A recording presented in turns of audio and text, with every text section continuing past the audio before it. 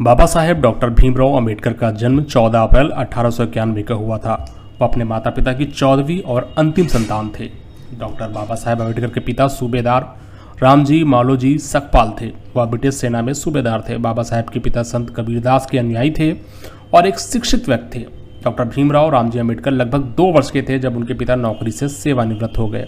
जब वह केवल 6 वर्ष के थे तब उनकी माता का निधन हो गया। बाबा साहेब ने अपनी प्रारंभिक शिक्षा मुंबई में प्राप्त की।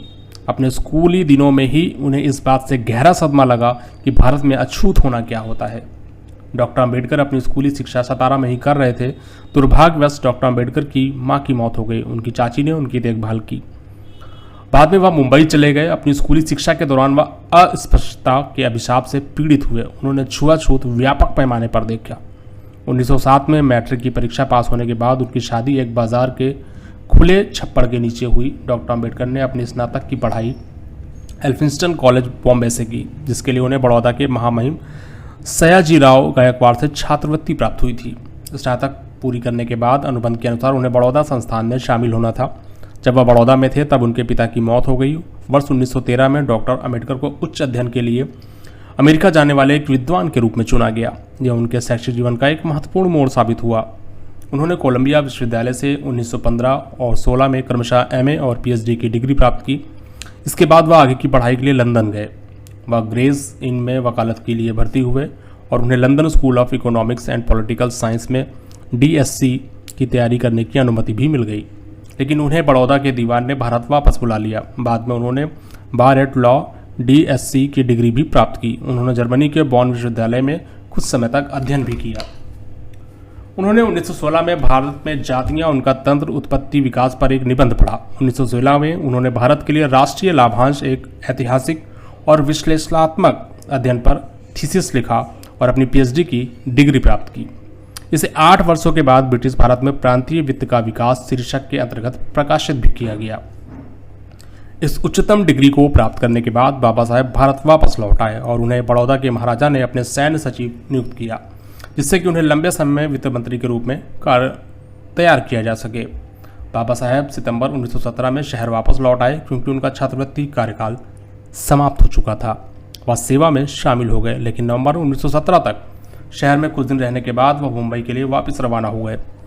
अस्पृश्यता के कारण उनके साथ हो रहे दुर्व्यवहार के कारण वह सेवा छोड़ने के लिए मजबूर हो गए और डॉक्टर अंबेडकर मुंबई लौट आए। राजनीतिक अर्थव्यवस्था के प्रोफेसर के रूप में सिडेनहैम कॉलेज में पढ़ाने लगे। जैसा कि वह अच्छी तरह जानते थे, वह छात्रों में बहुत लोकप्रिय हो गए, लेकिन उन्होंने लंदन में अपनी कानून और अर्थशास्त्र की पढ़ाई भी फिर से शुरू करने के लिए अपने पद से इस्तीफा दे दिया।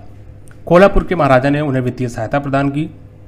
1921 में उन्होंने अपनी थीसिस में लिखा, ब्रिटिश भारत में इंपीरियल फाइनेंस का प्रांतीय विकेंद्रीकरण और लंदन विश्वविद्यालय से एमएससी की डिग्री प्राप्त की। फिर उन्होंने जर्मनी के बॉन विश्वविद्यालय में कुछ समय गुजारा। 1923 में उन्होंने डीएससी डिग्री के लिए अपनी थीसिस पूरी की। रुपये की समस्या, इसका उद्भव और समाधान। उन्हें 1923 में वकीलों के बार में बुलाया गया। 1924 में इंग्लैंड से वापस लौटने के बाद उन्होंने दलित लोगों के लिए कल्याण के लिए एसोसिएशन की शुरुआत की, जिसमें सर चिमनलाल सीतलवाड़ अध्यक्ष और डॉक्टर अंबेडकर चेयरमैन थे। एसोसिएशन का तत्काल उद्देश्य शिक्षा का प्रसार करना, आर्थिक स्थितियों में सुधार करना और दलित वर्गों की शिकायतों का प्रतिनिधित्व करना था।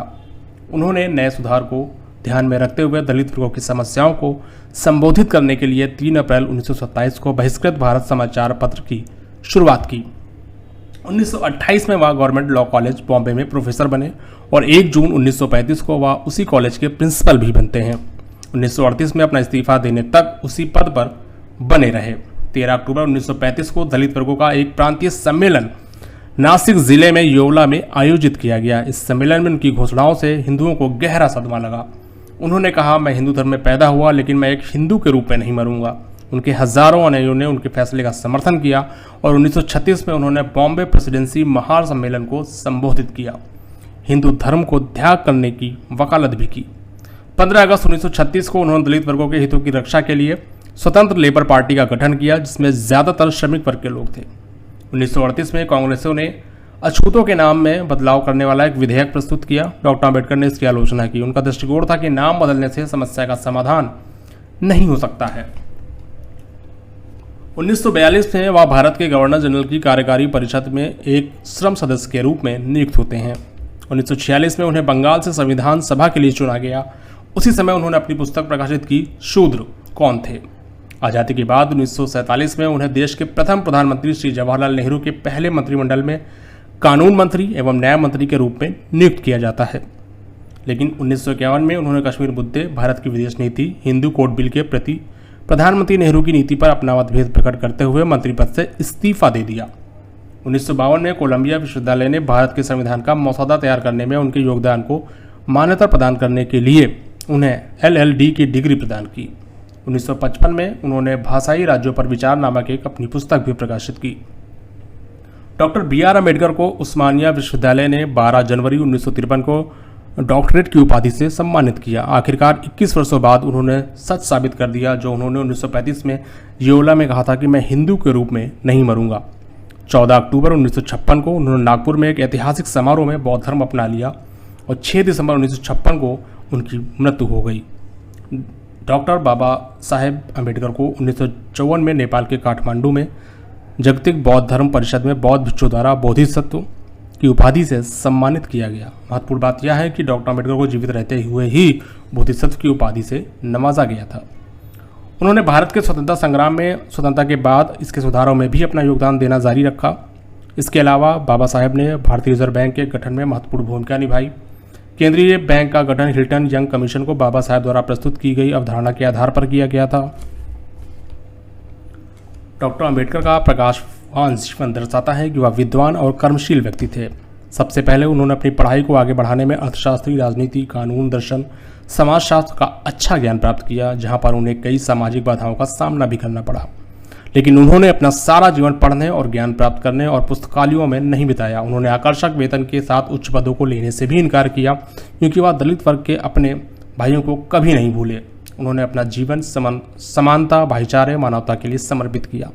उन्होंने दलितों के उत्थान के लिए पुरजोर कोशिश की। डॉक्टर भीमराव के जीवन के इतिहास से गुजरने के बाद उनके मुख्य योगदान और उनकी प्रासंगिकता का अध्ययन विश्लेषण बहुत आवश्यक और उचित है। एक विचार के अनुसार 3 बिंदु हैं जो आज भी महत्वपूर्ण हैं। आज भी भारतीय अर्थव्यवस्था और भारतीय समाज कई आर्थिक सामाजिक समस्याओं का सामना कर रहा है। डॉक्टर अम्बेडकर के विचार और कार्य इन समस्याओं का समाधान करने में हमारा मार्गदर्शन कर सकते हैं। डॉक्टर भीमराव अम्बेडकर की पुण्यतिथि को पूरे देश में महापरिनिर्वाण दिवस के रूप में भी मनाया जाता है।